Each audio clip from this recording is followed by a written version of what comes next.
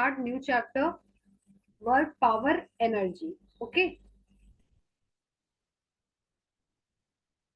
work, power, and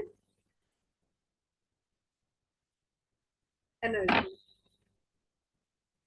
This is your chapter in which we will discuss about work, power, energy. All for constant force and variable force for both condition. We will discuss about work, power, and energy. So basically start करते हैं work से। तो मैं पहले लिख देती हूँ कि ये जो कंडीशन हम पढ़ रहे हैं वो फॉर कांस्टेंट फोर्स के लिए पढ़ने जा रहे हैं, ठीक है। For a constant force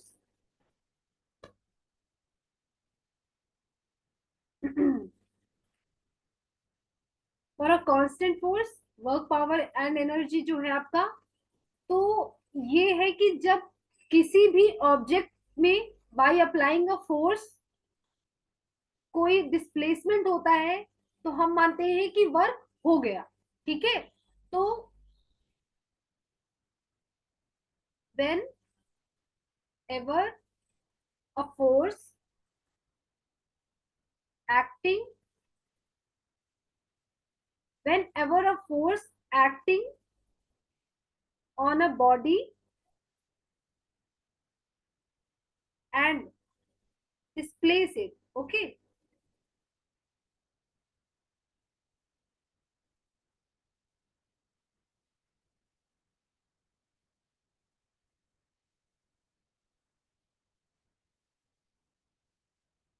work is said to be done।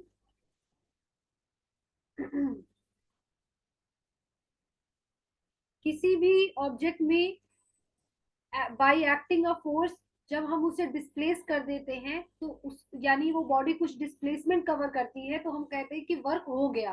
तो इसीलिए जो आपका वर्क है, ये जो आपका सेट टू बी डन जो वर्क है आपका, वो पूरी तरीके से माना जाता है कि हो गया है जब बॉडी डिस्प्लेस होती है बाय एक्टिंग अ फोर्स।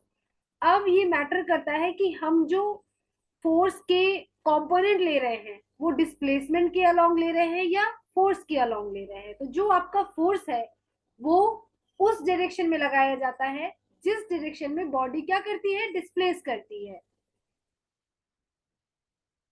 तो अगर एक ऑब्जेक्ट है आपका और इस ऑब्जेक्ट पे आप एफ फोर्स अप्लाई कर रहे हैं तो ये कुछ इस डायरेक्शन में डिस्प्लेस होगा। और सपोज आपने जो फोर्स लगाया वो आपने ऐसे लगाया, ओके। तो इसने जो theta angle with horizontal base के साथ बनाया तो ये एक्स के साथ एफ के कंपोनेंट को देगा, क्या देगा, एफ कॉस थीटा, राइट। और इसी डायरेक्शन में ये डिस्प्लेस भी हो रहा है। तो या तो हम जो डायरेक्शन का कंपोनेंट है, डिस्प्लेसमेंट का कंपोनेंट है, वो एफ फोर्स के अलोंग ले लें, या तो फोर्स का कंपोनेंट हम डिस्प्लेसमेंट के अलोंग ले लें। दोनों कंडीशन में एक ही चीज आती है। बेसिकली जो वर्क डन है वो फोर्स इनटू डिस्प्लेसमेंट है, ठीक है। अब अगर डिस्प्लेसमेंट के अलोंग मैं एफ कॉस थीटा फोर्स का कंपोनेंट लेती हूँ तो मैं लिखूंगी F cos theta into x, जिसे लिखूंगी एफ एक्स कॉस थीटा। ये हो गया एफ डॉट एक्स का work done, okay. F dot x F x cos theta. अगर मैं यही जो कंपोनेंट है आपका, राइट, ये जो कंपोनेंट है मैं डिस्प्लेसमेंट का ले लेती हूँ, ठीक है। तो अगर मैं लेती हूँ कि work done is equal to F vector dot x, तो अब जो डिस्प्लेसमेंट है मैं इसका कंपोनेंट लू F vector dot x cos theta, right, क्योंकि दोनों हॉरिजॉन्टल पे तो कॉस थीटा का कंपोनेंट ही देंगे। It will be F dot F x cos theta, F x cos theta. ये हो गया वर्क डन। तो कुल मिला की बात ये है आपकी कि जो भी कांस्टेंट फोर्स किसी बॉडी पे अप्लाई होगा तो उस बॉडी की जो डिस्प्लेसमेंट होगा वो फोर्स जो अप्लाइंग फोर्स है उसी के अलोंग होगा, राइट। जो डिस्प्लेसमेंट होगा वो उसी डायरेक्शन में होगा जिस डायरेक्शन में फोर्स अप्लाई हो रहा है। और एक कॉन्स्टेंटली डिस्प्लेस कराएगा उस बॉडी को और उससे वर्क डन निकलेगा F dot x, applying force and covered a displacement by the moving body. This is your Fs cos theta, work done by the constant force. जब आप उसमें क्या करते हैं, कॉन्स्टेंटली फोर्स अप्लाई करते हैं। अब होता है ये कि जो आपका वर्क डन होता है ना, वो कितने टाइप का होता है, 3 टाइप का होता है। एक ऐसा वर्क डन जो नेगेटिव वर्क डन भी होता है, एक ऐसा वर्क डन जो पॉजिटिव आउटपुट देता है, और एक ऐसा वर्क डन जो न्यूट्रल आउटपुट देता है या न्यूट्रल मैग्नीट्यूड देता है आपको। तो इट मीन्स कि जो वर्क डन है उसके 3 टाइप होते हैं। इसमें देखा जाए तो सिंपल सी बात है कि जब हम किसी भी बॉडी में फोर्स अप्लाई करते हैं तो उस फोर्स अप्लाई करने पे हमारे उस ऑब्जेक्ट के साथ किस एंगल पे फोर्स अप्लाई हो रहा है, वो एंगल मैटर करता है, वो एंगल मैटर करता है, राइट। इसीलिए इसके बेस कंपोनेंट पे cos थीटा आता है और ये थीटा मैटर करता है कि वर्क डन पॉजिटिव होगा या नेगेटिव होगा या न्यूट्रल होगा। ठीक है, तो इसको करके देख लेते हैं कि कितने टाइप के होते हैं और कौन से टाइप में वर्क डन नेगेटिव पॉजिटिव कैसे आता है। This is your type of work. कितने वर्क होते हैं आपके, 3 टाइप ऑफ होते हैं।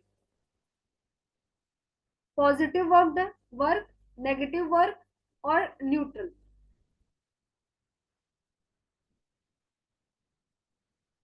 ठीक है, पॉजिटिव, नेगेटिव और न्यूट्रल। तो पॉजिटिव वर्क कब होता है, देखिए जैसे ही ब्लॉक है, हॉरिजॉन्टली डिस्प्ले, ये क्या कहते हैं, डिस्प्लेस कर रहे हैं इसको by applying in this direction force, it will displace in this same direction with the applying force, right? So it will give us fx cos theta। Work done क्या देगा, fs cos theta। तो जब ये देखिए, अगर यहाँ पे आप देखें तो ये जो फोर्स लग रहा है वो 90 डिग्री से कम में लग रहा है, तो जो थीटा की वैल्यू होगी वो क्या होगी,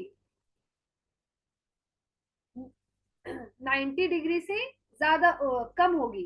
जो थीटा की वैल्यू होगी वो क्या होगी, 90 डिग्री से कम होगी, लेस देन 90 डिग्री। अगर थीटा यानी अप्लाइंग फोर्स 90 डिग्री से कम एंगल पे लग रहा है तो वो हमें क्या देगा, पॉजिटिव वर्क डन देगा। क्या देगा, पॉजिटिव वर्क डन देगा। और अगर यही डिस्प्लेसमेंट जो है ऑब्जेक्ट का, suppose this is your object और इस पे डिस्प्लेसमेंट इस डायरेक्शन में हो रहा है, by applying in this direction force, it will take more than 90 degree, theta is greater than 90 degree, so it will give us negative work done। क्या देगा, minus F S cos theta, क्योंकि ये तो भाई एक्स में है लेकिन force क्या है, फोर्स मास इंटू एक्सेलरेशन है, और mass into acceleration they are vector quantity. So ये जो f है वो किधर लग रहा है, नेगेटिव डायरेक्शन में लग रहा है, और जाहिर सी बात है नेगेटिव डायरेक्शन मैटर करती है वेक्टर क्वांटिटी में। So it will give us minus F S cos theta, negative work done.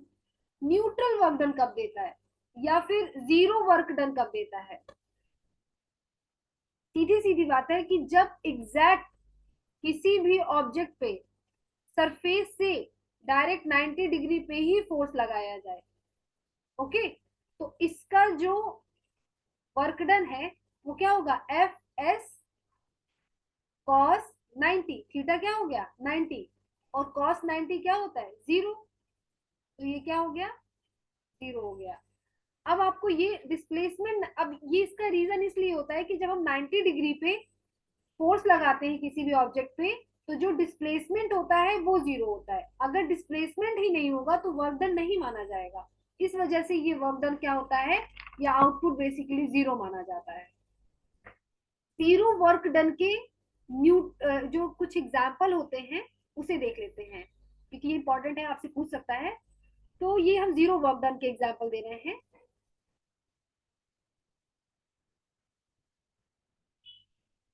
पहली कंडीशन होनी चाहिए, body moving with constant uniform velocity. इसके पहले जब मैंने यूनिफॉर्म और नॉन यूनिफॉर्म मोशन बताया था, तो ये भी बताया था कि यूनिफॉर्म में एक्सेलरेशन जीरो होता है, और अगर एक्सेलरेशन जीरो है तो वर्क डन क्या हो जाएगा, जीरो आ जाएगा आपका। ठीक है, तो यूनिफॉर्म वेलोसिटी में या बॉडी रेस्ट की कंडीशन में हो, दोनों ही कंडीशन में एक्सेलरेशन क्या होगा आपका, जीरो होगा। तो in this zero work done example, first example is your when body is moving with uniform velocity.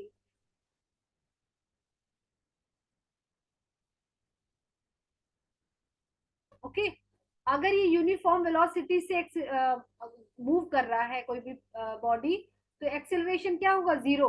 और एक्सेलरेशन बेसिकली क्या होता है, rate of change of velocity with respect to time, so velocity will also be zero. अब constant velocity से होगा तो भी acceleration zero होगा।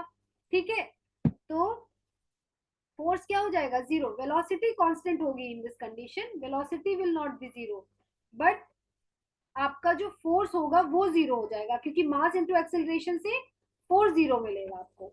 और फिर उस तरह से वर्क क्या होता है, फोर्स इंटू डिस्प्लेसमेंट, जब फोर्स जीरो है तो work done will be zero, right.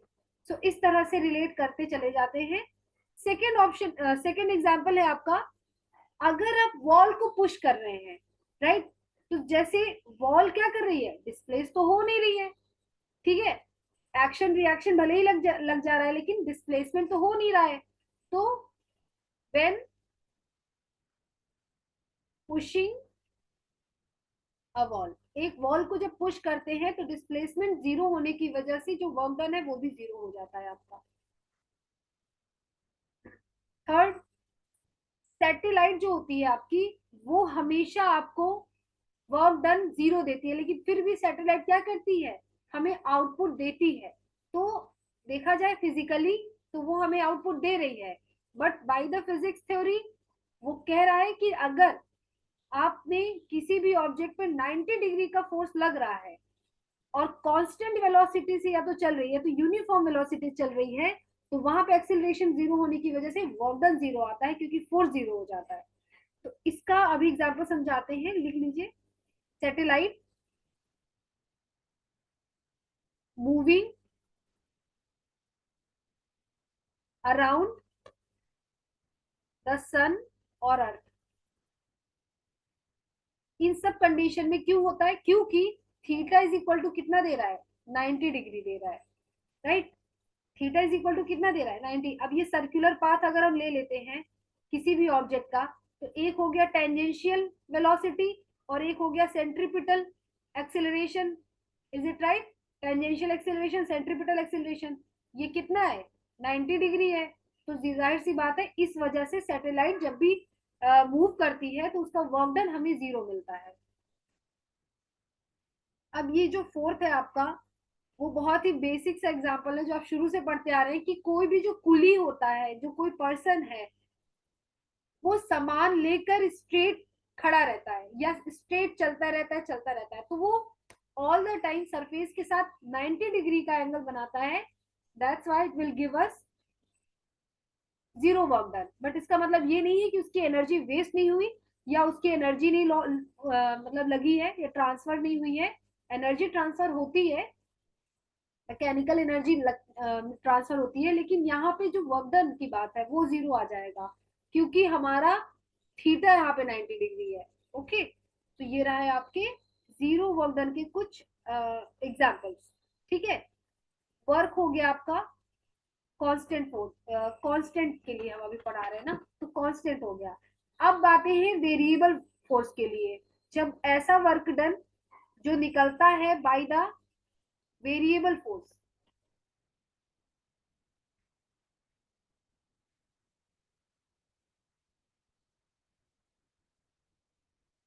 Work done by variable force. देखिए, वेरिएबल फोर्स का पाथ कुछ इस तरह से है कि, हर एक पॉइंट पे, suppose this is your variable path ना, यहाँ पे कुछ और फोर्स होगा, यहाँ पे कुछ और फोर्स होगा विद एंगल थीटा, राइट। और ये आपका पाथ है बेसिकली, ठीक है। Suppose A to B object जा रहा है, तो ये हर एक पाथ की जो इरेगुलर पाथ है आपका, इस इरेगुलर पाथ में अलग अलग पॉइंट पे, अलग अलग जगह पे अलग अलग फोर्स क्या लगेगा, बॉडी पे लगेगा, बॉडी पे अप्लाई होगा। तो ये हो गया आपका वेरिएबल फोर्स। क्या हो गया, वेरिएबल फोर्स हो गया।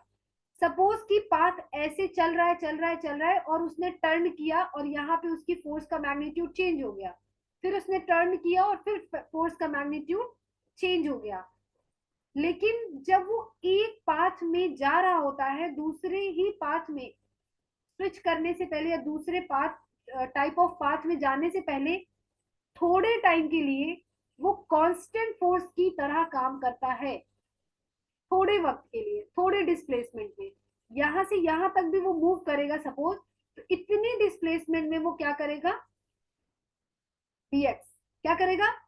सपोज छोटे से छोटे, एकदम छोटे से माइनर से डिस्प्लेसमेंट में वो एक कांस्टेंट फोर्स की तरह काम करेगा।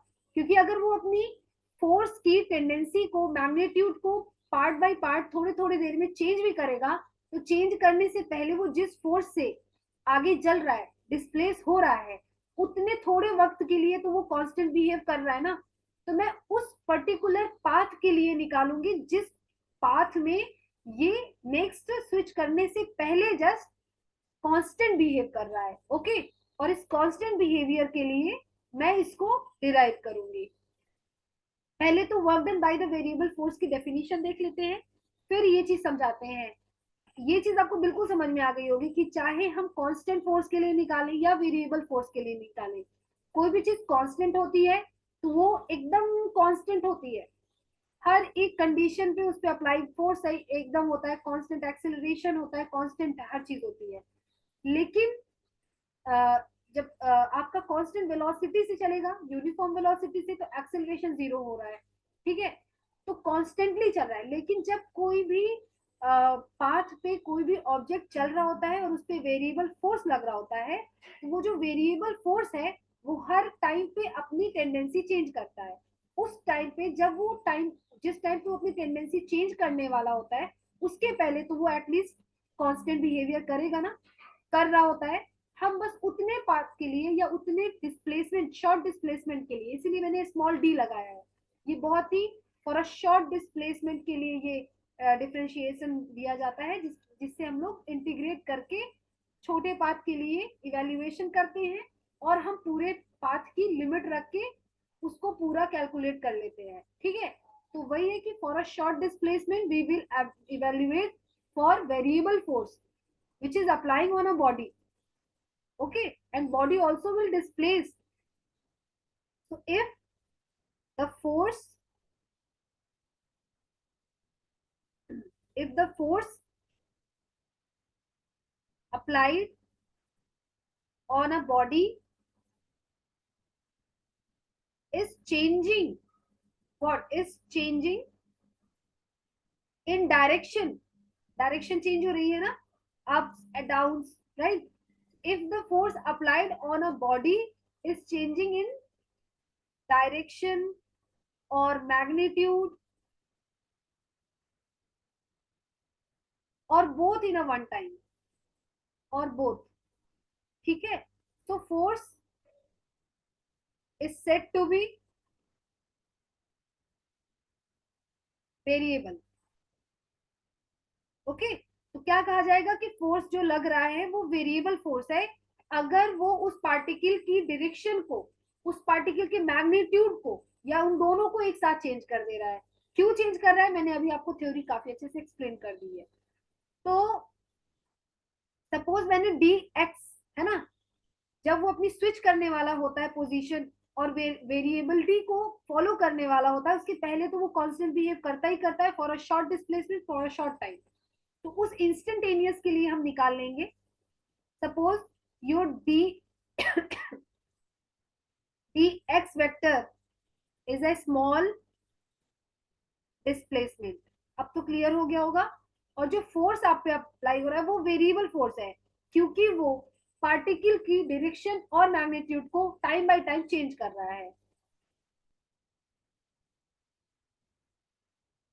Okay, so for a small display, ये तो लिखने की जरूरत नहीं है, जो मैंने अभी आपको एक्सप्लेन किया उसे समझ लीजिए, आप अपने वर्ड्स में लिख लीजिए। बेसिकली क्या होता है, work done is equal to force into displacement. Okay, so for a short work done we will evaluate for a short displacement. Okay, so this will be dx. अब समझ में आया? अब हम इसे क्या करेंगे, इंटीग्रेट करेंगे। So D W is equal to, अब जब पार्टिकल एक लिमिट को फॉलो करेगा, सपोज स्टार्टिंग लिमिट x1 थी और लास्ट की लिमिट जो स्विच करने से पहले थी वो थी आपकी x2, या लास्ट पूरे पाथ का आप x1 से x2 तक लिमिट मान लीजिए, तो आप पूरे पाथ की वेरिएबिलिटी को निकाल सकते हैं। सो x1 से x2 तक डिस्प्लेस किया, f dx।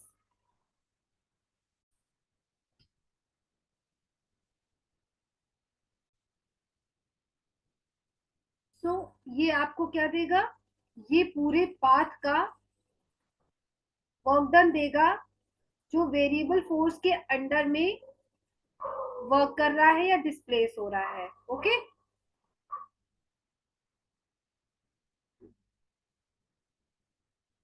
और यहाँ पे जो फोर्स है इज अ फंक्शन ऑफ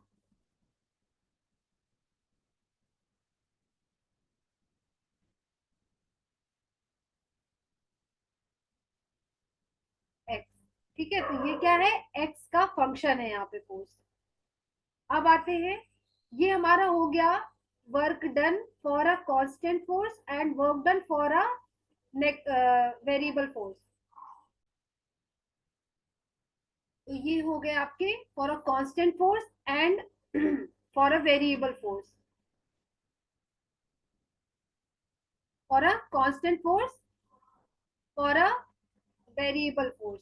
ठीक है, तो इस तरह से हमें डिस्क्राइब करना है कांस्टेंट फोर्स के लिए और वेरिएबल फोर्स के लिए वर्क डन और वर्क। तो ये हो गया आपका वर्क। अब आते हैं एनर्जी पे।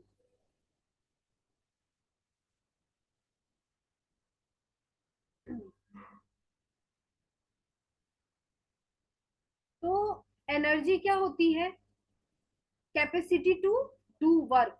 सिंपल सी लैंग्वेज में अगर देखा जाए तो एनर्जी जो आपकी होती है वो कैपेसिटी होती है टू डू वर्क, किसी भी काम करने की कैपेसिटी को हम एनर्जी कहते हैं, राइट।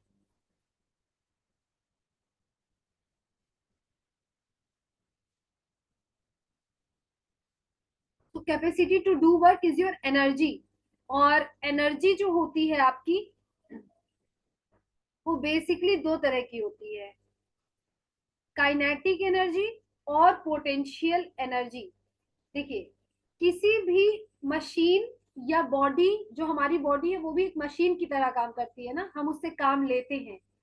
तो जब भी हम कोई एनर्जी, जैसे कि हमने खाना खाया, खाना खाने के बाद हमें फिर से एनर्जी फील होती है और हम काम करते हैं। ठीक है, तो सपोज हमने खाना खाया और खाना खाने के बाद हमारे अंदर कुछ एनर्जी स्टोर हुई जिसकी वजह से हम कुछ काम किए। तो जो हमारे अंदर energy by the source of energy से स्टोर हो रही है वो आपकी पोटेंशियल एनर्जी है, राइट। पोटेंशियल मतलब कि बॉडी में कितना पोटेंशियल है, कितना काम करने का, किसी काम को कितना करने का किसमें कितना पोटेंशियल है। हर एक बॉडी का, हर एक मशीन का अलग अलग पोटेंशियल होता है ना। तो वो आता है आपका सोर्स ऑफ एनर्जी, आपकी जहां से मिलती है सोर्स ऑफ मटेरियल। तो एक तरह से जो हमारी बॉडी में या किसी भी बॉडी में या किसी भी ऐसी मशीन में जो कुछ ना कुछ आउटपुट देती है, उस मशीन में एज अ एनर्जी स्टोर होती है, वो होती है उसकी पोटेंशियल एनर्जी। क्या होती है, पोटेंशियल एनर्जी होती है। अब जिस एनर्जी से बॉडी क्या है, मूव करने के लिए रेडी है, वो उसकी पोटेंशियल एनर्जी है। जब बॉडी वी वेलोसिटी से मूव करती है तो वहां पे उसकी आती है काइनेटिक एनर्जी।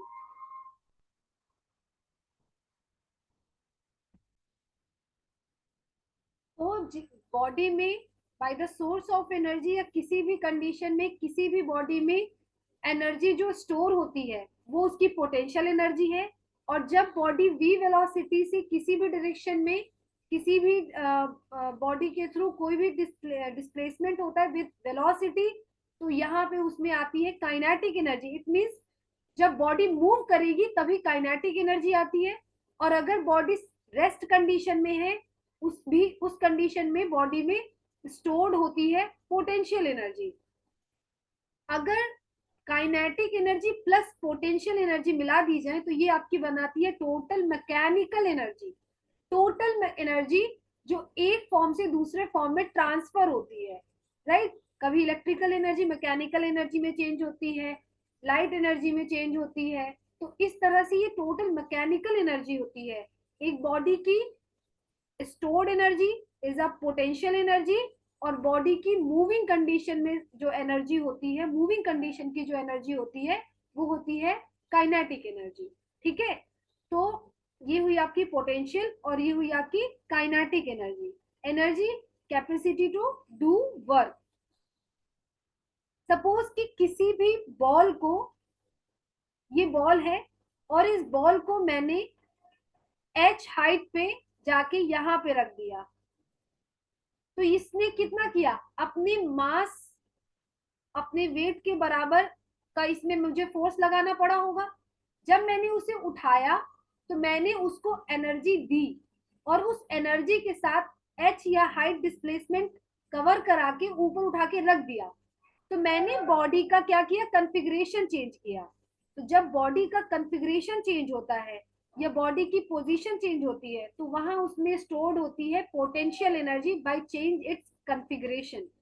ओके, तो ये होता है आपका, यहाँ पे बॉडी में होगा mgh और ये एक स्टोर्ड एनर्जी है जो कहलाएगी पोटेंशियल एनर्जी। ओके, उसकी कंडीशन वर्चुअल कंडीशन से क्या करता है, h हाइट पे जब हम उसकी कॉन्फ़िगरेशन चेंज कर देते हैं तो उसके थ्रू h हाइट के थ्रू अपने मास के बराबर और जितनी हाइट एच करता है और ग्रेविटी की वजह से, क्योंकि वर्टिकली उसकी कॉन्फ़िगरेशन चेंज हो रही है, that's why it is stored in it a potential energy in the form of mgh। हर एक फॉर्म में पोटेंशियल एनर्जी अलग अलग होती है, जरूरी नहीं कि mgh ही पोटेंशियल एनर्जी का एक फॉर्मूला बन जाता है, नहीं।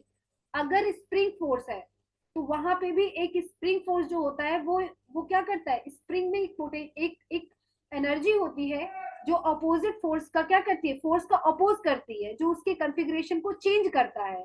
तो by the changing the configuration of spring it applies a opposite force which is equal to minus kx, right? So minus half के एक्स स्क्वायर के फॉर्म में वहां पे पोटेंशियल एनर्जी उसमें स्प्रिंग में स्टोर होती है। ठीक है, तो ये थ्योरी के थ्रू आपको समझना है कि जो पोटेंशियल एनर्जी है वो एक स्टोर्ड एनर्जी है। जब भी आप बॉडी में किसी भी फॉर्म में, बॉडी के किसी भी फॉर्म को उसकी कॉन्फ़िगरेशन में चेंजिंग करेंगे, राइट, उसकी कॉन्फ़िगरेशन में चेंजेस करेंगे, उसको एच डिस्प्लेस कराएंगे, कहीं और उठा के रख देंगे, उसका पोजीशन चेंज करा देंगे। तो जब आप करा रहे हैं ना उसको, या फिर आप उसकी कॉन्फ़िगरेशन को चेंज कर रहे हैं, तो बाय अप्लाइंग एक्सटर्नल फोर्स करेंगे और वो एक्सटर्नल फोर्स उसको एनर्जी प्रोवाइड करा देता है। उतनी एनर्जी जो वो कहलाती है उसमें पोटेंशियल एनर्जी के बराबर हो जाती है। मतलब उसमें जो एनर्जी स्टोर्ड होती है by the external force to change its configuration, वो उसकी पोटेंशियल एनर्जी होती है। ठीक है, ये है आपकी इजी लैंग्वेज में सीधी सी बात कि कोई भी बॉडी में आप जब उसकी कॉन्फ़िगरेशन चेंज कराते हैं by the applying external force, तो वो उसमें एज एनर्जी स्टोर हो जाता है, वही उसका पोटेंशियल एनर्जी है। ना कि लोग कहते हैं mgh हो जाएगा तो स्प्रिंग फोर्स की पोटेंशियल एनर्जी आपकी अलग होती है और किसी भी बॉडी में h हाइट की पोटेंशियल एनर्जी अलग होती है। तो वो उसके पाथ में देखा जाता है कि उसका इनिशियल रेफरेंस पॉइंट से लेके फाइनल पॉइंट में क्या क्या चेंजेस आए हैं। तो स्टार्ट करते हैं काइनेटिक एनर्जी से।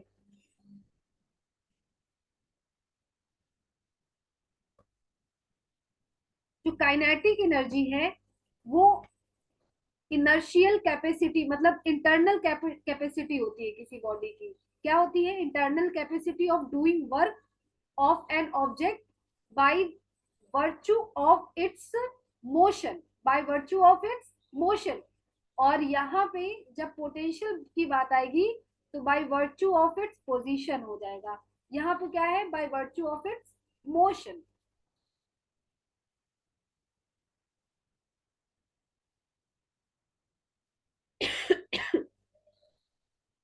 Kinetic energy is the internal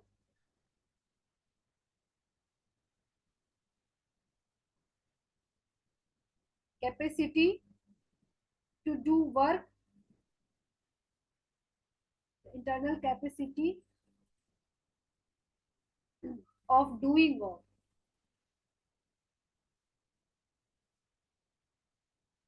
of an object by virtual of its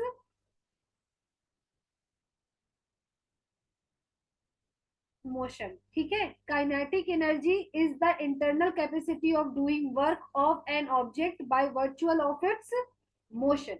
अपने मोशन, अपने वर्चुअल मोशन जो होता है उसका, वो एक ऑब्जेक्ट जो अपने वर्चुअल मोशन से किसी भी काम को करता है, जो उसके अंदर क्या होती है? कैपेसिटी होती है, उसके अंदर इंटरनल जो कैपेसिटी होती है, उससे जो बॉडी मूव करती है, वो उसकी क्या है? काइनेटिक एनर्जी है। तो kinetic energy will be equals to 1/2 m, अपने मास के बराबर, अपने मास के अकॉर्डिंग v वेलोसिटी से आगे बढ़ती है, so half mv square is the kinetic energy of the particle when it moving with v velocity. v speed कहते हैं आप इसको। यहाँ पे v जो आपका है वो स्पीड है, क्योंकि यहाँ पे एक चीज है, काइनेटिक एनर्जी में जो इंटरनल कैपेसिटी है वो उसकी एज एनर्जी होती है, उसकी एनर्जी से वो मूव करती है। तो फाइनल मतलब इनिशियल पॉइंट और फाइनल पॉइंट देखा जाता है इसकी वेलोसिटी का, राइट? तो जब इनिशियल और फाइनल पॉइंट देखे जाते हैं तो डायरेक्शन मैटर नहीं करती है, that's why it will be a scalar quantity.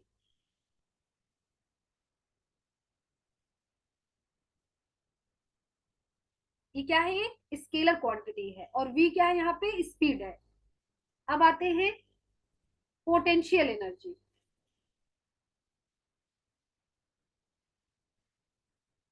Okay, तो जो आपका पोटेंशियल एनर्जी है वो क्या है? उसकी डेफिनेशन पहले देख लीजिए। थ्योरी तो मैंने आपको पहले ही समझा दी है। द एनर्जी पॉजेज, है ना, ये बॉडी के अंदर सेल्फ होती है, possessed by a body by virtue of its position, उसकी पोजीशन को चेंज करने पे, और configuration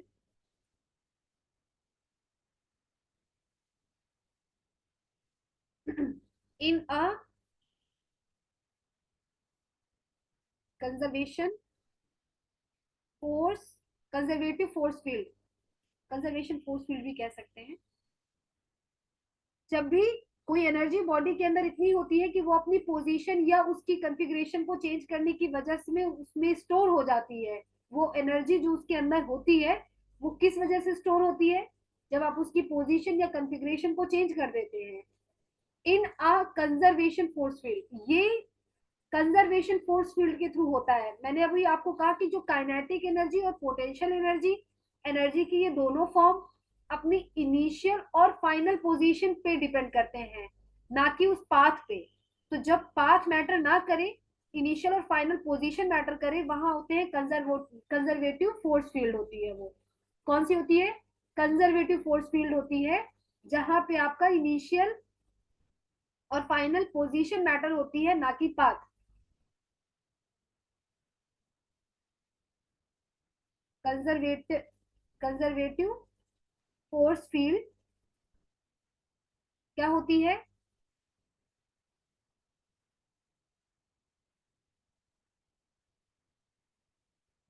depend on final and, initial को हम रेफरेंस बोल देते हैं यहाँ पे, क्योंकि एक रेफरेंस पॉइंट होना जरूरी है। पोटेंशियल एनर्जी एक आपकी रिलेटिव क्वांटिटी है, तो यहाँ रेफरेंस पॉइंट रिलेटिव क्वांटिटी में होना जरूरी होता है।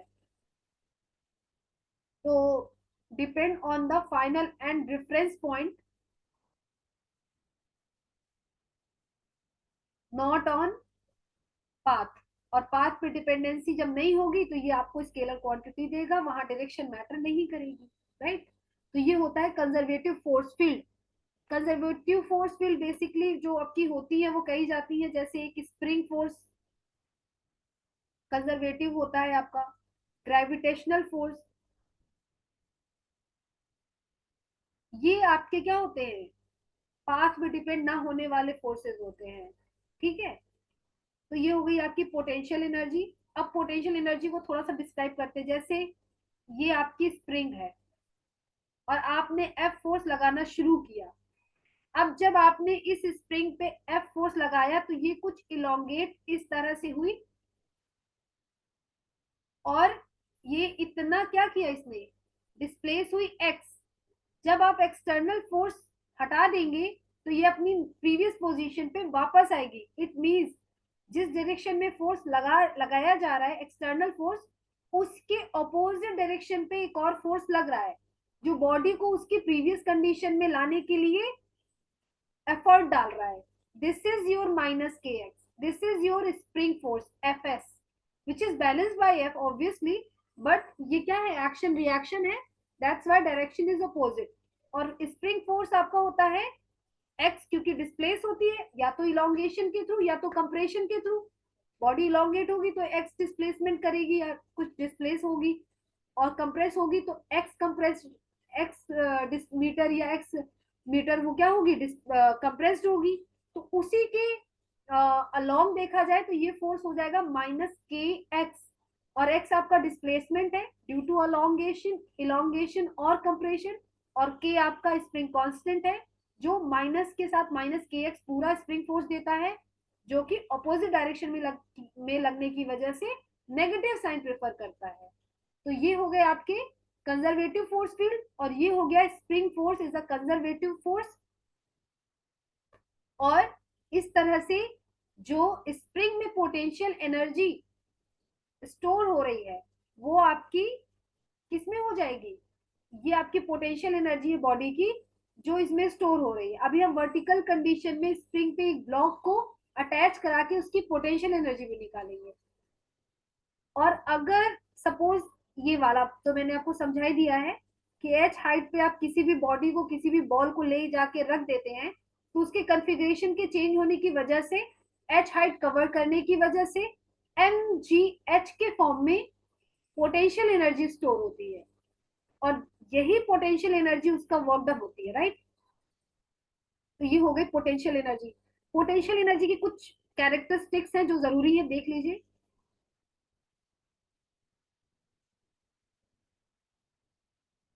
पोटेंशियल एनर्जी, जो पोटेंशियल एनर्जी होता है आपका वो होता है, potential energy is a relative quantity.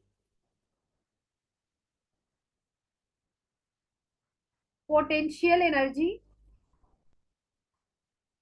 is a relative quantity, and in relative quantity the reference point must, right, relative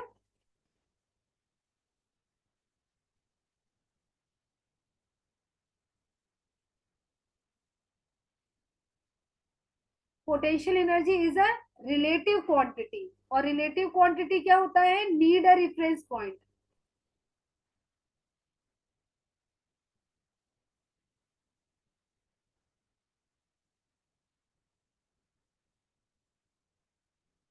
this is your potential energy। अब जो आपका पोटेंशियल एनर्जी, ये पहला कंफिग्रेशन है पोटेंशियल एनर्जी का, कि पोटेंशियल एनर्जी में reference point होता है, राइट। देखिए जब पोटेंशियल एनर्जी में कोई भी कंफिग्रेशन में चेंज नहीं होता तो यहाँ पे क्या है, पोटेंशियल एनर्जी का रेफरेंस पॉइंट ये बेस है, और यहाँ पे ये जीरो मानी जाएगी। तो हम पोटेंशियल एनर्जी उसके रेफरेंस पॉइंट पे क्या मानते हैं, जीरो मानते हैं, क्योंकि अभी कोई चेंज नहीं हुआ उसकी कॉन्फ़िगरेशन में। ओके, अब पोटेंशियल एनर्जी जो होती है,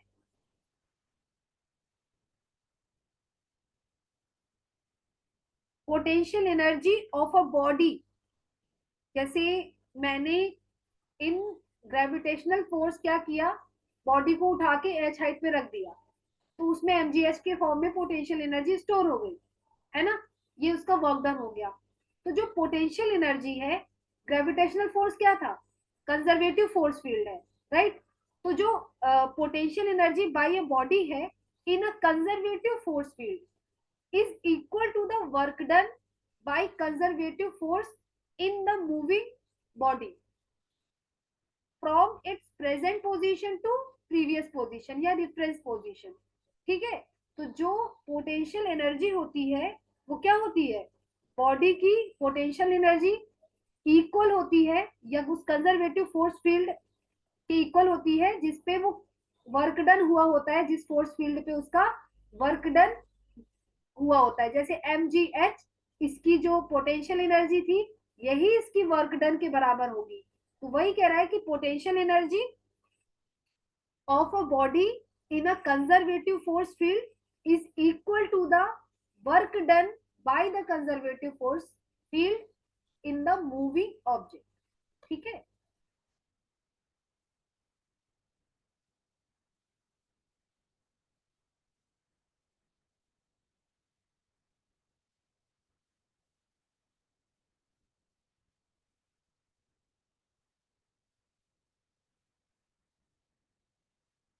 potential energy of a body in a conservative force field is equal to the work done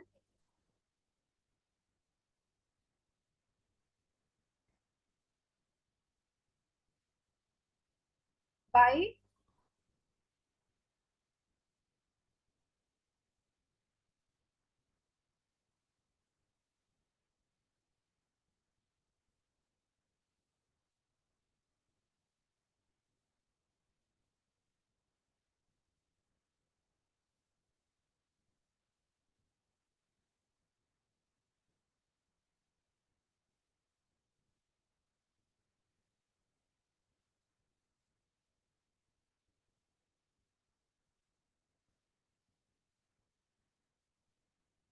position. ठीक है, तो पोटेंशियल एनर्जी, किसी भी बॉडी की potential energy conservative force field में इक्वल होती है, उस कंजर्वेटिव फोर्स फील्ड में इक्वल होती है जो वर्क डन उस कंजर्वेटिव फोर्स फील्ड के थ्रू होता है जिसमें वो उसका कॉन्फ़िगरेशन चेंज होता है। तो ये उसकी पोजीशन पे मैटर करता है, कॉन्फ़िगरेशन पे मैटर करता है, वो जो एनर्जी उस पर स्टोर हो रही है वही उसका वर्क डन होता है, या दोनों इक्वल होते हैं। लास्ट है आपका थर्ड, जो पोटेंशियल एनर्जी है या एट अ सर्टेन, जो रेफरेंस पोजीशन मानी जाती है या रेफरेंस पॉइंट माना जाता है,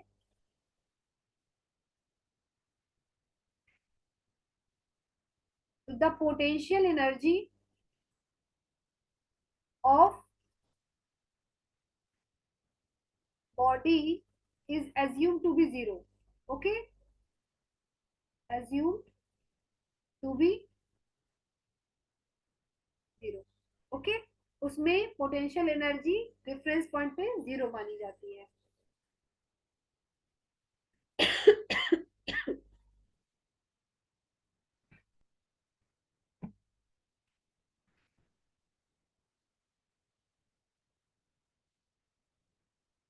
ओके, तो आपका काइनेटिक एनर्जी हो गया, कंजर्वेटिव फोर्स फील्ड हो गया, और पोटेंशियल एनर्जी हो गया।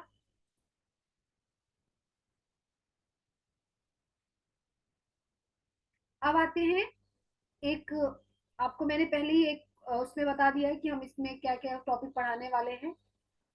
तो जो नेक्स्ट है आपका वो है आपका पोटेंशियल एनर्जी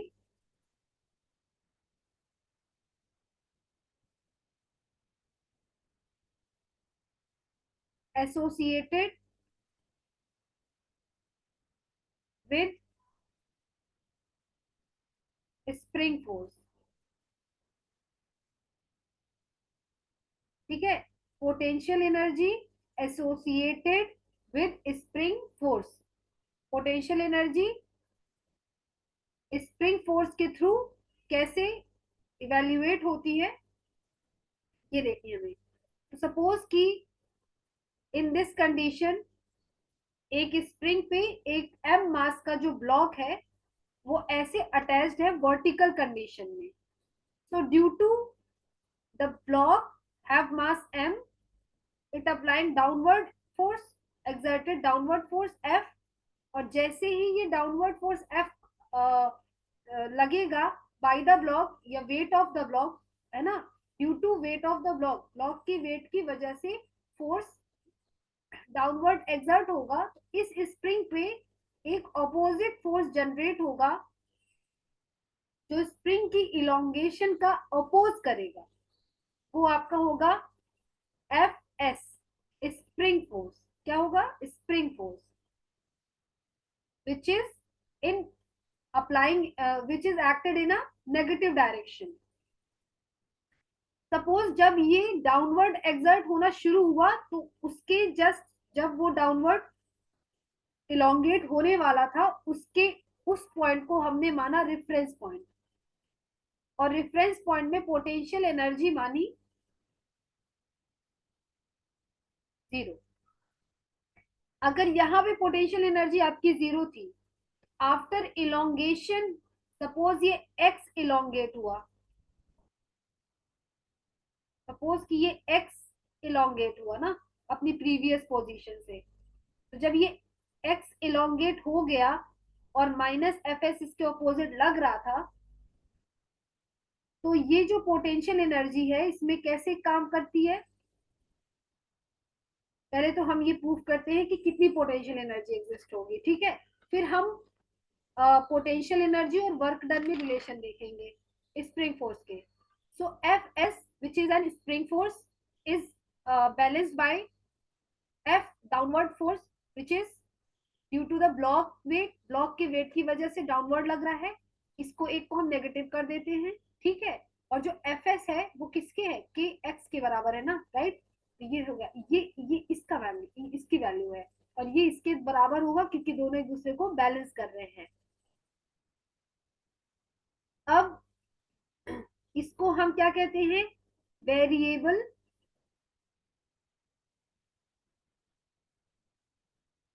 अगर वेरिएबल फोर्स के थ्रू इसको हम इवेल्युएट करना चाहें तो D W work done F D x करेगा, और किसमें? x1 से x2 कर सकता है। ठीक है, लेकिन अभी हम x1 से x2 ना लेके सीधे x डिस्प्लेसमेंट पे लेते हैं, तो ये हो जाएगा वर्क डन f। और ये कितना हुआ फोर्स आपका? एक सेकेंड, फोर्स कितना है? फोर्स कितना है? माइनस के एक्स। कितना है? माइनस के एक्स, और डी एक्स पहले से था। तो ये जो वर्क डन है वो किसके इक्वल होगा? माइनस के एक्स का integration with respect to d x कितना होगा? X square by two. तो वर्क डन कितना है? वर्क डन है आपका माइनस हाफ के एक्स स्क्वायर। वर्क डन कितना निकला? माइनस हाफ के एक्स स्क्वायर। और यही इसका क्या है? पोटेंशियल एनर्जी है। कितना है? वर्क डन माइनस हाफ के एक्स स्क्वायर, और ये इसका है पोटेंशियल एनर्जी, और यही पोटेंशियल एनर्जी इसका वर्क डन है, राइट। तो जो इसकी पोटेंशियल एनर्जी है ये इसका वर्क डन है। अब सपोज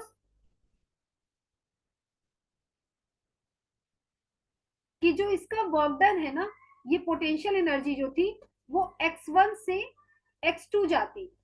ठीक है, तो अगर ये x1 से x2 जाती और माइनस के एक्स डी एक्स होता, और ये क्या है आपकी वर्क डन? मैंने क्या बोला? चेंज इन पोटेंशियल एनर्जी कह सकती हूँ। चलिए ठीक है, ये रहा पोटेंशियल एनर्जी।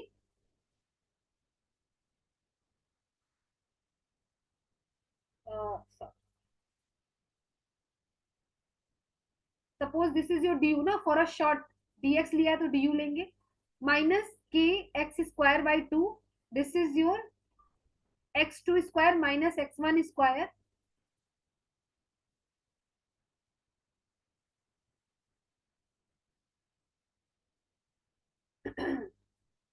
माइनस हाफ के X two square minus X one square is equal to U two minus U one, initial potential energy, final final है ना, अपर और लोअर दी हुई है लिमिट आपकी, तो minus half k del x square is equal to del u, ultimately potential energy will be is equal to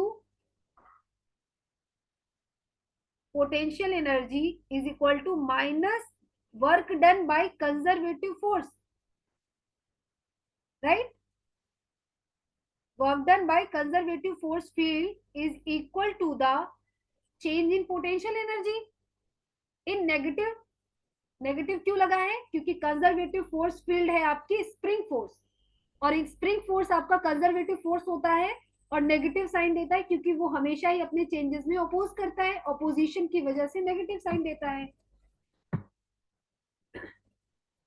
तो ये हुआ आपका पोटेंशियल एनर्जी और work done by the conservative force, ठीक है। Potential energy, work done by the conservative force, जहां जब कभी भी पोटेंशियल एनर्जी जहां आएगा चेंज इन पोटेंशियल एनर्जी, वहां पे हम माइनस डब्ल्यू कंजर्वेटिव रख सकते हैं। क्यों? क्योंकि वो जो चेंज पोटेंशियल एनर्जी है वो सीधा सीधा क्या है, माइनस वर्क डन बाय, या in opposite direction work done by conservative force, right. This is your relation, और यही आपका टॉपिक था। टॉपिक आपका क्या था?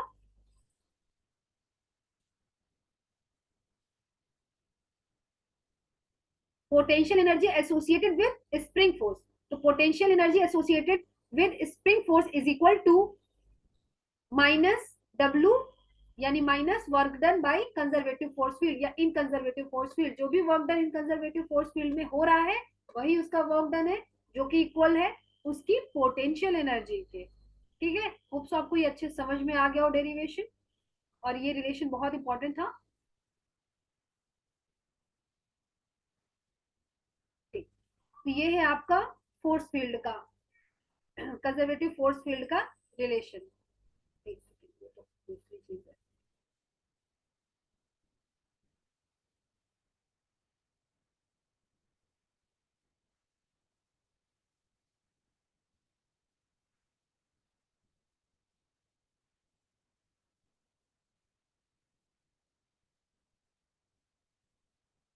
ओके, चलो पेज चला गया है तो मैं एक बार फिर से लिख देती हूँ।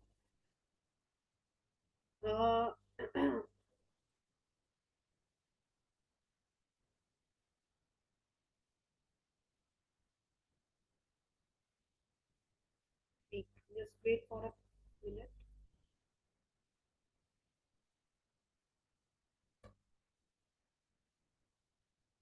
This is your potential energy minus W conservative work done in conservative force field, work done by the spring force. This is your potential energy and work done relation. अब आते हैं, नेगेटिव साइन क्यों दिखा रहा है वो मैंने आपको पहले ही बता दिया है, और यही आपका रिलेशन है। अब relation between the conservative force and potential energy, हमें रिलेशन देखना है कंजर्वेटिव फोर्स और पोटेंशियल एनर्जी में क्या रिलेशन है।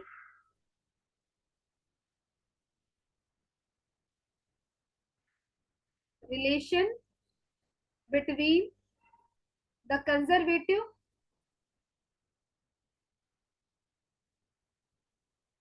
force and potential energy, and what, potential energy,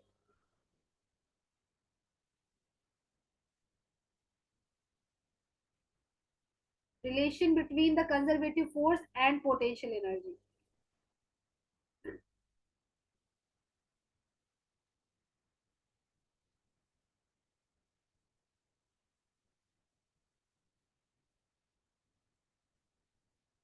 okay, तो relation between conservative force and potential energy. सबसे पहले इफ फोर्स इज, जो होता है आपका ना, कि सपोज फोर्स एक डायरेक्शन के अलोंग लग रहा है, मतलब या तो एक्स एक्सिस के अलोंग लग रहा है, या तो वाई एक्सिस के अलोंग लग रहा है, या तो जेड एक्सिस के अलोंग लग रहा है। इन तीनों कंडीशन में सेम वेरिएशंस देगा वो। और अगर तीनों में एक साथ लग रहा है, या जो फोर्स है वो 3 डायमेंशन में लग रहा है, तो उसकी पार्शियल डिफरेंशिएशन के साथ अलग प्रोबेबिलिटीज बनेंगी। तो कोई एक डायरेक्शन ले लेते हैं। If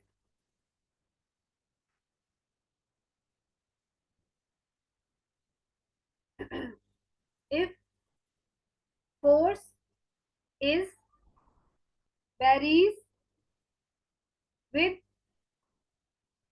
only one dimension, okay, suppose along x axis मान लेते हैं, देन सिंपल सी चीज है कि हम वेरिएबल के लिए निकाल रहे हैं। तो ये हो गया आपका पोटेंशियल एनर्जी। क्या पढ़ते हैं? Work done by conservative force. So for a small potential energy, या फिर हम लोग स्मॉल डिस्प्लेसमेंट के लिए देखते हैं, या स्मॉल फॉर्म के लिए हम देखते हैं, तो हमने ये ले लिया आपका डी एक्स, और इसी में हमें डी डब्ल्यू देगा वो, राइट। डिस्प्लेसमेंट अगर हमने डी एक्स लिया है तो वर्क डन भी डी डब्ल्यू के फॉर्म में दे देगा। तो अभी अगर हम स्मॉल डिस्प्लेसमेंट के लिए लें, तो D u potential energy is equal to minus d डब्ल्यू सी कंजर्वेटिव फोर्स फील्ड ले लेंगे। अब वर्क डन जो होता है वो आपका क्या होता है? Force into displacement. So force into displacement, displacement मैंने dx के फॉर्म में ली है, क्योंकि अलोंग x एक्सिस चल रहा है, उसमें भी मैंने शॉर्ट डिस्प्लेसमेंट dx ले ली। अब जो ये जो du है, du में ट्रांसफर किया, ट्रांसफर नहीं करते, माइनस एफ डी एक्स, और उसको इंटीग्रेट करते हैं। ये u1 से u2 पोटेंशियल एनर्जी में चेंज होगा, और x1 से x2 डिस्प्लेसमेंट में चेंज होगा। अगर y एक्सिस के अलोंग होता तो dy होता, और y1 से y2 जाता। ठीक है, ये हो गया आपका del u is equal to f del x. So force is equal to what? Change in potential energy divided by change in variations by the force, change in displacement, change in displacement.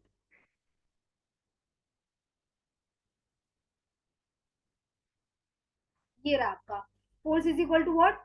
Change in potential energy is divided by change in displacement.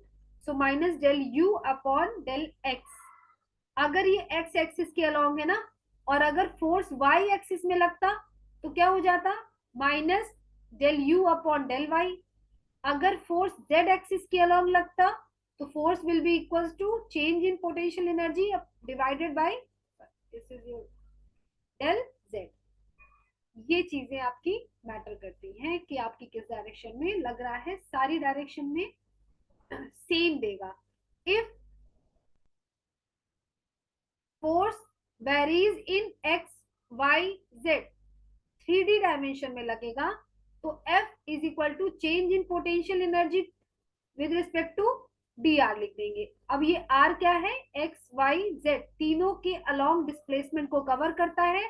So we have to take in partially differentiation in which nothing is constant, minus del u upon del x I cap minus del u upon del z, sorry del y j cap minus del u upon del z k cap.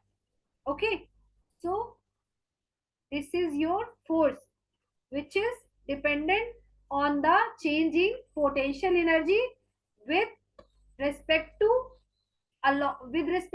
dimension, 1 dimension, 2 dimension, 3 dimension. Okay, तो ये रहे आपके force की relation, conservative force का relation potential energy के साथ। Matter करता है कि फोर्स किस डायमेंशन में लग रहा है। 1 डायमेंशन में लग रहा है तो पोटेंशियल एनर्जी स्टोर होगी, change in potential energy store होगी उस फोर्स के साथ अपना एक रेशियो देगा, जो उस एक्सिस, जिस एक्सिस में वो फोर्स लग रहा है, उस एक्सिस के अलोंग अपनी चेंजिंग कंडीशन के साथ पोटेंशियल एनर्जी अपना रेशियो प्रिफर करती है, minus del you upon del X, minus del you upon del Y, minus del you upon del J. ठीक है, तो this is the relation between conservative force and potential energy. Okay, अब हम आते हैं potential energy curve and equilibrium condition. Potential energy curve and equilibrium condition. तो potential energy curve एक अलग चीज है और इक्विलिब्रियम कंडीशंस अलग हैं आपकी। इन इक्विलिब्रियम कंडीशन हम स्टेबल की कंडीशन पढ़ते हैं, अनस्टेबल की कंडीशन पढ़ते हैं और न्यूट्रल की कंडीशन पढ़ते हैं। तो पोटेंशियल एनर्जी कर्व हम पहले देख लेते हैं।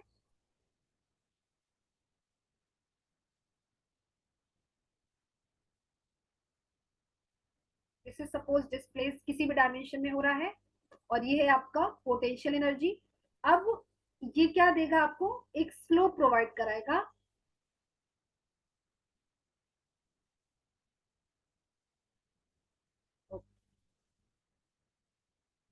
जो उसके कर्व के एक पॉइंट को टच करते हुए जाएगा टेंजेंट की तरह, थीटा एंगल बनाएगा, डिस्प्लेसमेंट जिस एक्सिस के अलोंग फोर्स लग रहा होगा। तो जो एफ देगा वो क्या देगा, slope of potential curve u r, है ना। अब इस आर की जगह एक्स वाई जेड कोई भी डायमेंशन हो सकती है, इवन 3D डायमेंशन भी आपकी हो सकती है। ठीक है, तो जो एफ होता है वो minus D you upon d r लिख देते हैं। ठीक है,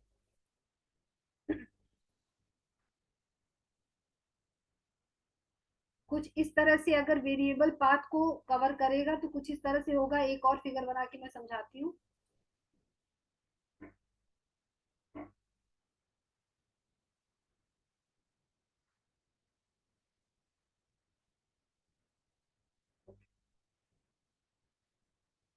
इस तरह से कुछ कर्व बनता है और अगर देखा जाए तो ये जो कर्व है, इस कर्व में जिस जिस स्लोप या जो जो स्लोप टेंजेंट देगा वही आपको पोटेंशियल एनर्जी में चेंज भी देगा along the direction, along the axis. ठीक है, तो सपोज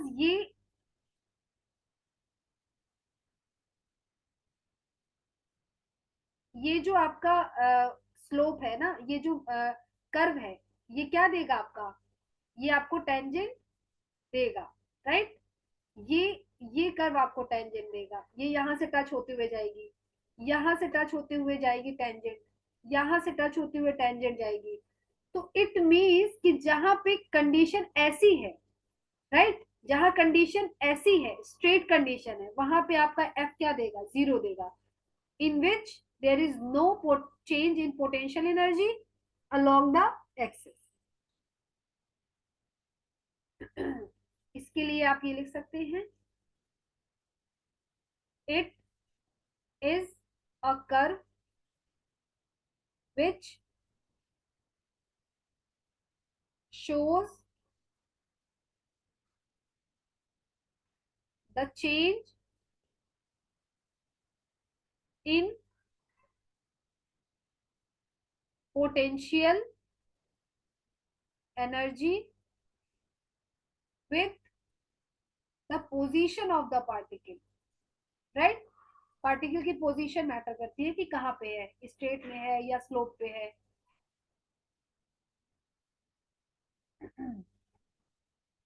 अब आते हैं इक्विलिब्रियम की कंडीशन पे।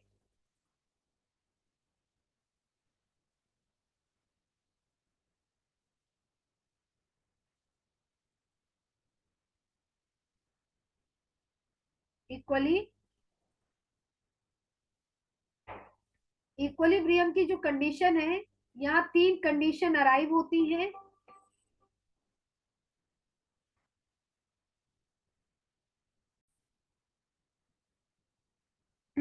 ये आपका स्टेबल, अनस्टेबल, और आपका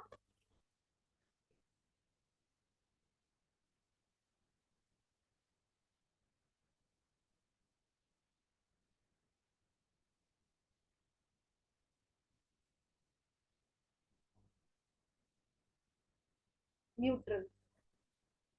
तो स्टेबल, अनस्टेबल, न्यूट्रल। जो आपका स्टेबल है कुछ इस तरह से है कि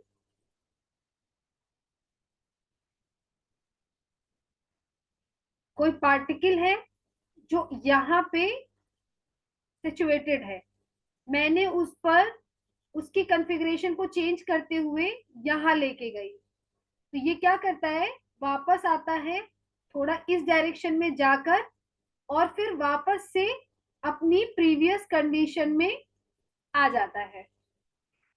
ठीक है। और ये जो कंडीशन है ये क्या है, स्टेबल की कंडीशन है, क्या है। और इस पॉइंट को हम क्या मानते हैं, इसका रेफरेंस पॉइंट मान ले। अगर हम यहाँ पे इसका रेफरेंस पॉइंट मान लेते हैं, तो जो ये इसकी पोजीशन है, अकॉर्डिंग टू दिस पोजीशन की वो अपनी बार बार मीन पोजीशन या प्रीवियस पोजीशन में वापस आने के लिए क्या करता है, एफर्ट्स डालता है और अपनी प्रीवियस पोजीशन पे ही आकर रुक जाता है। तो ये potential energy, suppose this is a point B, okay, so potential energy is minimum at point B। B point पे पोटेंशियल एनर्जी मिनिमम कंसीडर की जाएगी अगर पार्टिकल अपनी मीन पोजीशन पे वापस आ जाता है, चाहे आप उसकी कॉन्फ़िगरेशन को चेंज करने के बाद भी वो अपनी मीन पोजीशन पे, इनिशियल पोजीशन पे वापस आ जाता है, तो वो क्या है, पोटेंशियल एनर्जी मिनिमम की कंडीशन होगी, उस पॉइंट पे पोटेंशियल एनर्जी मिनिमम होगी। तो ये आपकी क्या है, स्टेबल की कंडीशन है, क्या है, स्टेबल की कंडीशन है। तो स्टेबल ऑफ इक्विलिब्रियम आपको कहता है कि after a particle is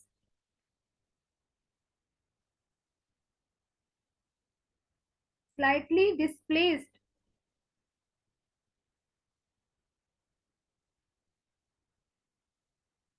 from its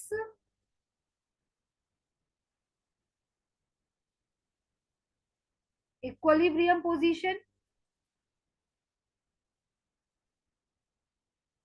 after a particle is slightly displaced from its equilibrium position, जो भी उसकी previous position है, अगर हम उसे slightly उसको displace करते हैं,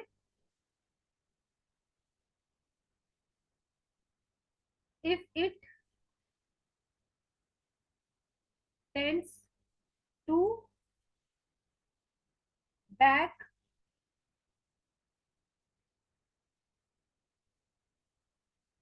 towards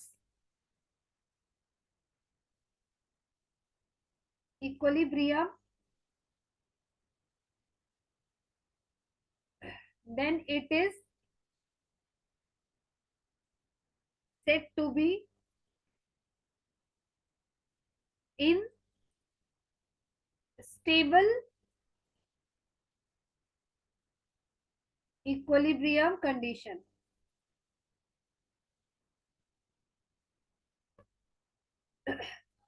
तो potential energy will be minimum, potential energy in stable equilibrium will be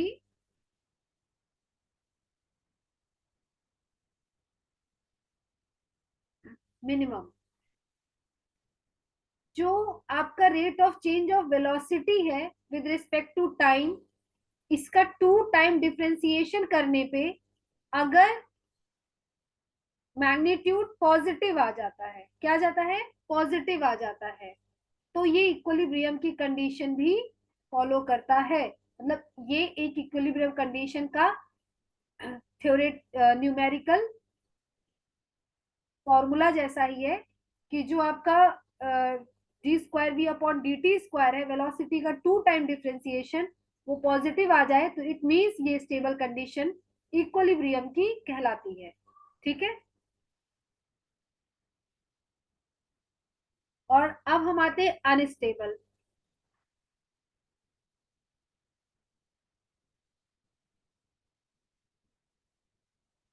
जो अनस्टेबल की इक्विलिब्रियम की कंडीशन है वो आपकी ऐसे है कि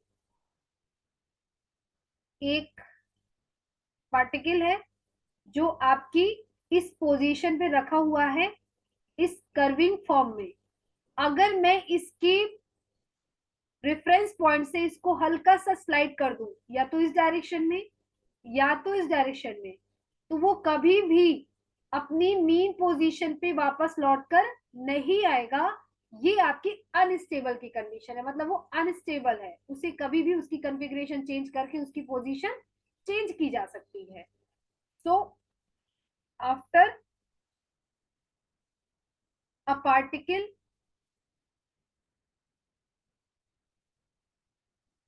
displaced from its equilibrium position। Okay, अगर वो अपनी इक्विलिब्रियम की पोजीशन पे है, so if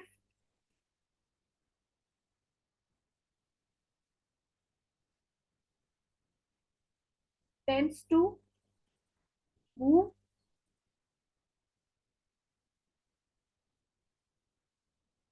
from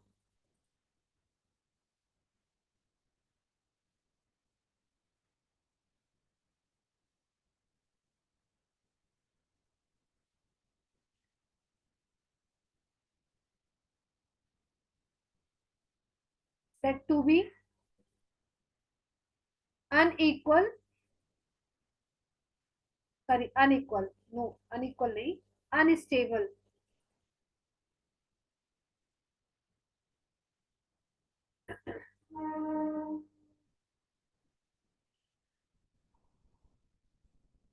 इक्विलिब्रियम की कंडीशन कही जाएगी। ठीक है,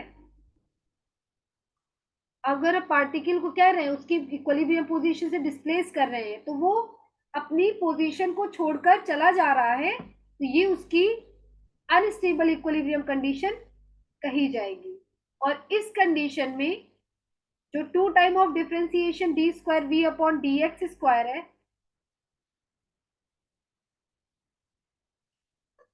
सपोज ये आपका dx है, ये रॉन्ग है आपका, d x square, d square v upon d x square, d square v upon d x square, ये क्या है आपका नेगेटिव फॉर्म आएगा। क्या आएगा? नेगेटिव फॉर्म आएगा। तो ये आपका अनस्टेबल कहा जाएगा। ठीक है, जो अपनी मीन पोजीशन पर वापस लौट कर ना आए, अपने कॉन्फ़िगरेशन को पूरी तरीके से चेंज कर दे, आफ्टर डिस्प्लेस्ड इट, उसको डिस्प्लेस कर दिया जाए या उसकी स्लाइटली पुश अप कर दिया जाए या उसको हटा दिया जाए उसकी पोजीशन से, तो अगर वो वापस से अपनी पोजीशन पे आए तो वो उसकी स्टेबल कंडीशन है, जहां d square v upon d x square positive देगा। और अगर वो अपनी कंडीशन में वापस नहीं आता है तो वो क्या है? अनस्टेबल है, d square v upon d x square negative देगा। बट इन दिस कंडीशन, जब पार्टिकल अनस्टेबल इक्विलिब्रियम में होता है, तो जो उसकी मीन पोजीशन होती है वहां पे इसका पोटेंशियल एनर्जी मैक्सिमम होता है। क्या होता है? पोटेंशियल एनर्जी मैक्सिमम होती है। अब जो आपका लास्ट केस है वो है कि स्टेबल हो गया, अनस्टेबल हो गया, और ये हो गया न्यूट्रल। न्यूट्रल इक्विलिब्रियम क्या है? जो एक कॉन्फ़िगरेशन से दूसरे कॉन्फ़िगरेशन में चेंज होने पर एक नई इक्विलिब्रियम कंडीशन को कैरी कर लेता है। Right, this is your c point. तो ये क्या है? न्यू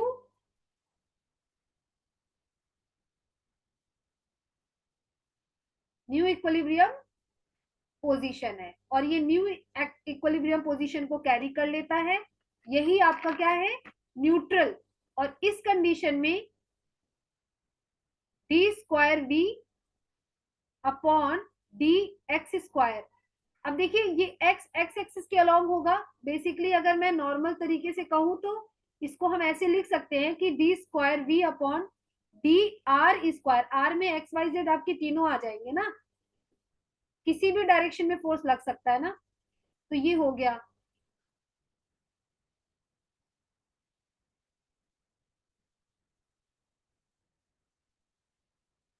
इसी तरह से डी स्क्वायर वी किसी भी अलॉन्ग लगे, d square v upon d r square is equal to आपको क्या देता है, जीरो देता है। तो ये न्यूट्रल इक्विलिब्रियम की कंडीशन समझी जाती है। तो ये था आपका आज का इक्विलिब्रियम से लेकर इक्विलिब्रियम, और इसके पहले जो भी चीजें बताई गई है, इक्विलिब्रियम में स्टेबल, अनस्टेबल और न्यूट्रल की कंडीशन बताई गई। और इसके पहले जो भी आपको ये एनर्जी, पावर, एनर्जी और वर्क के बारे में बताया गया, कांस्टेंट फोर्स और वेरिएबल फोर्स के बारे में बताया गया। थ्योरी को अच्छे से पढ़िएगा, उसके बाद और आगे की चीजें कराई जाएंगी।